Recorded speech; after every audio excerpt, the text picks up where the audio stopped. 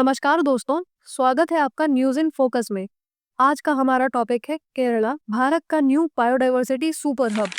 सबसे पहले देखते हैं ये विषय चर्चा में क्यों है। हाल ही में जारी हुई जूलॉजिकल सर्वे ऑफ इंडिया की report animal discoveries, new species and new record 2024 में केरला को भारत का नंबर 1 बायोडायवर्सिटी डिस्कवरी हॉटस्पॉट घोषित किया गया है। साल 2024 में भारत में कुल 683 नई प्रजातियां खोजी गई, जिनमें से सबसे ज्यादा यानी 101 स्पीशीज अकेले केरला में मिली है। इस बड़ी उपलब्धि ने एक बार फिर वेस्टर्न घाट्स और केरला के समृद्ध जैव विविधता संसाधनों को सुर्खियों में ला दिया है। चलिए अब देखते हैं कि किस राज्य में कितनी खोज।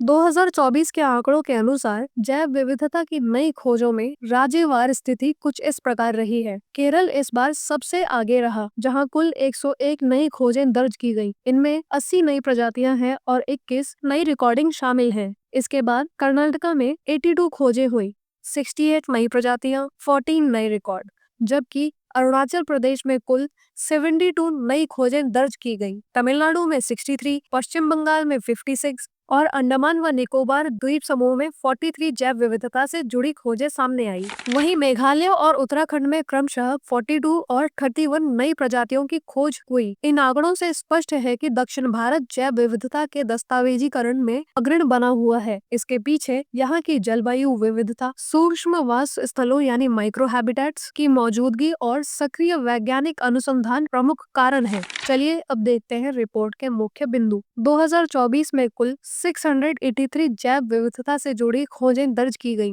जिनमें से 459 प्रजातियां बिल्कुल नई हैं और 224 प्रजातियां भारत में पहली बार दर्ज की गई हैं। यह आंकड़ा दर्शाता है कि देश में जैव विविधता पर शोध और दस्तावेजीकरण का कार्य तेजी से बढ़ रहा है। वर्षवार तुलना करें तो 2022 में 662, 2023 में 641 और अब 2024 में 683 खोजें हुई हैं, जो इस दिशा में लगातार बढ़ते रुझान को दर्शाता है। यह वृद्धि न केवल अनुसंधान की सक्रियता को दर्शाती है, बल्कि भारत की जैव विविधता की व्यापकता को भी सामने लाती है। दक्षिण भारत, विशेषकर केरल, कर्नाटका और तमिलनाडु जैव विविधता खोजों में लगातार शीर्ष पर बने हुए हैं। यह क्षेत्र जलवायु विविधता, सूक्ष्म आवासों यानी माइक्रो हैबिटेट्स और स्थानीय पारिस्थितिकी की जटिलता के कारण जैव विविधता के लिहाज से समृद्ध हैं। इस वृद्धि के पीछे जूलॉजिकल सर्वे ऑफ इंडिया की मेहनत और टैक्सोनॉमी के साथ साथ मॉलिक्यूलर टूल्स और जेनेटिक टेक्निक्स का भी बड़ा योगदान रहा है। आधुनिक डीएनए तकनीकों ने नई प्रजातियों की पहचान और वर्गीकरण को अधिक सटीक और तेज बनाया है। रिपोर्ट में कुछ अहम सिफारिशें भी दी गई हैं, जैसे कि पूर्वी हिमालय और पूर्वोत्तर भारत की स्थानिक यानी एंडेमिक प्रजातियों की वल्नरेबिलिटी असेसमेंट की आवश्यकता। इसके साथ ही समुद्री जैव विविधता के दस्तावेजीकरण के लिए नेशनल रिपोजिटरी की स्थापना और लक्षद्वीप में एक क्षेत्रीय जूलॉजिकल सर्वे ऑफ इंडिया केंद्र स्थापित करने का सुझाव दिया गया है। सड़क हादसों में वन जीवों की मृत्यु को कम करने के लिए वन्यजीव गलियारे यानी वाइल्ड लाइफ कॉरिडोर्स और अंडरपास, ओवरपास जैसे उन्नत बुनियादी ढांचों की सिफारिश की गई है।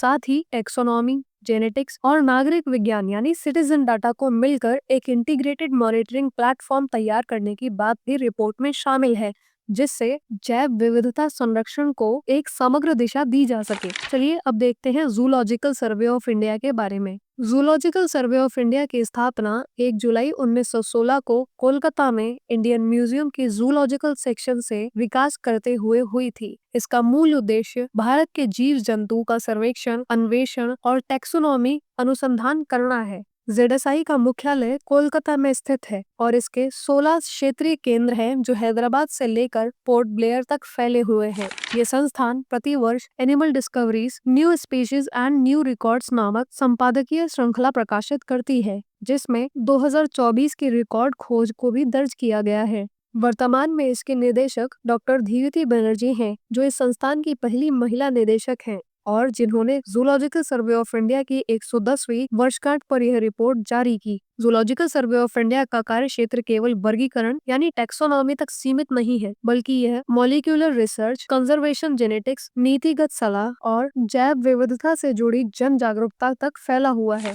आने वाले समय में zoological survey of India taxonomic क्षमताओं को बढ़ाने, कम अध्ययन किए गए जीव समूहों पर विशेष अनुसंधान, अंतर्राष्ट्रीय सहयोग और डिजिटल डेटा प्लेटफॉर्म के विकास पर भी जोर दे रहा है। चलिए देखते हैं आज का आपका अभ्यास प्रश्न। भारत में 2024 में की गई जीव जंतुओं की खोज के संदर्भ में निम्नलिखित कथनों पर विचार कीजिए।